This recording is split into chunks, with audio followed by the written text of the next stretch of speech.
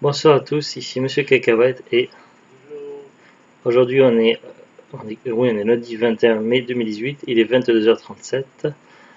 Pour ce soir, la dernière fois c'était moi qui avais choisi au niveau des DVD, c'était les films d'animation Resident Evil 1 et 2. Là Zouglut elle a choisi Phone Game. Alors Phone Game c'est un film qui est plus tout à fait récent. Alors là ce qui a écrit la date dessus, copyright 2002, ouais ça doit être dans ces eaux-là, je pense.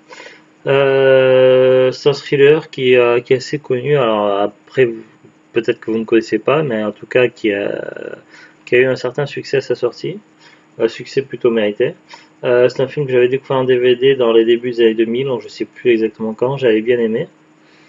Ça faisait très longtemps que j'avais pas vu et à un moment donné, donc je crois que c'était l'année dernière, il y a eu une grosse opération de déstockage chez Jiffy où ils ont bradé tous leurs DVD à 1 € et parmi ces DVD là il y avait Phone Game, donc du coup à ce prix là on l'a pris évidemment, c'était 9 sous blister. Avant de vous en parler un peu plus, je vais d'abord vous lire quand même le synopsis qui est au dos. Alors c'est avec Colin Farrell, un film de Joel Schumacher, ou Schumacher, je sais pas comment on prononce, si ça se prononce comme pour celui qui faisait de l'automobile. Sachant qu'il a également réalisé des films qui ont eu moins de succès, je pense à certains Batman qui n'étaient pas terribles. Alors là ils nous disent un impitoyable thriller dont chaque minute est affûtée pour vous coller au fauteuil, un film d'action nerveux d'une incroyable intensité.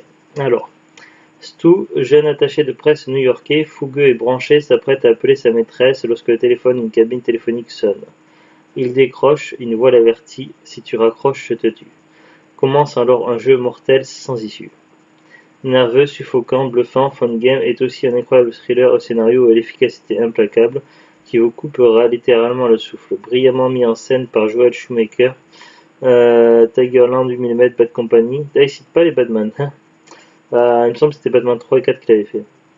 Je parle pas de la trilogie de Christopher Nolan, mais les anciens Batman. Phone Game offre à Colin Farrell, Daredevil, Minority Report, la recrue. Ah, il jouait dans Daredevil.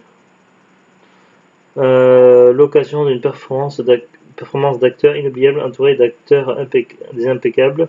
Forest Whitaker qui a joué dans Ghost Dog. Ouais, c'est dans Ghost Dog que j'ai découvert la première fois, moi, Forest Whitaker. Et Cathy Holmes dans Dawson. Ah, ben oui. Oui, effectivement, la maîtresse était Cathy Holmes. Je te l'avais dit. Tu m'as dit que tu reconnaissais, mais tu n'avais pas dit que c'était elle. Donc ça va être un peu compliqué de vous parler du film sans spoiler parce que c'est un film qui ne doit pas être spoilé. Même regarder les bandes annonces, je pense que c'est pas conseillé de regarder les bandes annonces parce que vous risquez d'être spoilé de certains passages, tout ça.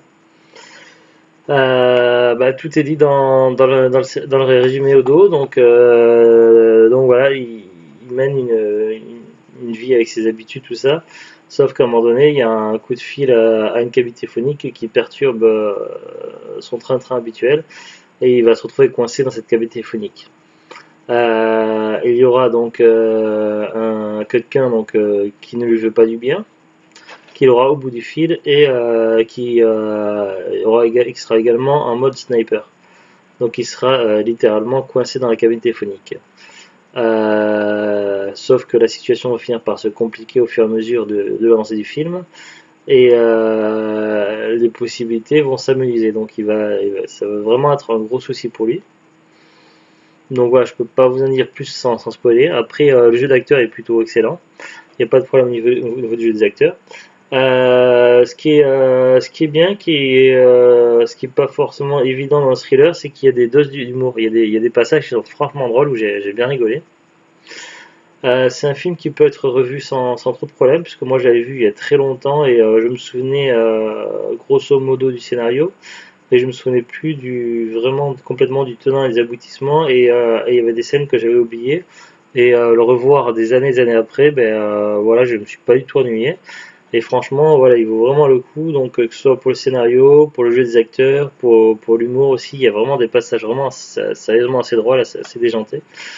Ouais, bon après, c'est vrai que le film ne colle plus forcément à l'ère du temps actuel, puisque nous sommes en 2018, et des cabines téléphoniques, il n'y a pratiquement plus aucune dans... Pratiquement plus. Ça dépend après des pays. Aux États-Unis, je doute qu'il y en a Ah oui, encore. En France, il y en a pratiquement plus, quasiment ça plus. n'existe plus. Après, si, peut-être dans certains pays, je pense par exemple au Brésil et puis comme Même ça, en peut-être France. Oui, en France, une grosse partie de l'Europe et certains dans les États-Unis, on ne doit plus trouver de cabine téléphonique. Donc peut-être que du coup, ça ne vous parlera peut-être pas vraiment, mais voilà, je trouve que même en 2018, le film n'a pas vieilli, il se voit toujours aussi très bien. Franchement, j'ai passé un très bon moment, j'ai pas vu le temps passer et voilà, donc c'est plutôt cool pour moi, c'est à classer dans les classiques, un bon thriller, mais vraiment comme il faut et voilà, j'ai rien à redire, pour moi ce film est juste parfait. Aucun défaut en mon sens. Après, est-ce que tu as quelque chose à rajouter là-dessus? Des trucs à dire ou quoi? Pour toi aussi, le film est parfait. Oui, c'est bien. Voilà. Ben, c'est tout pour cette petite vidéo. On se retrouve prochainement pour de nouvelles aventures. À bientôt Des mots, des et au revoir.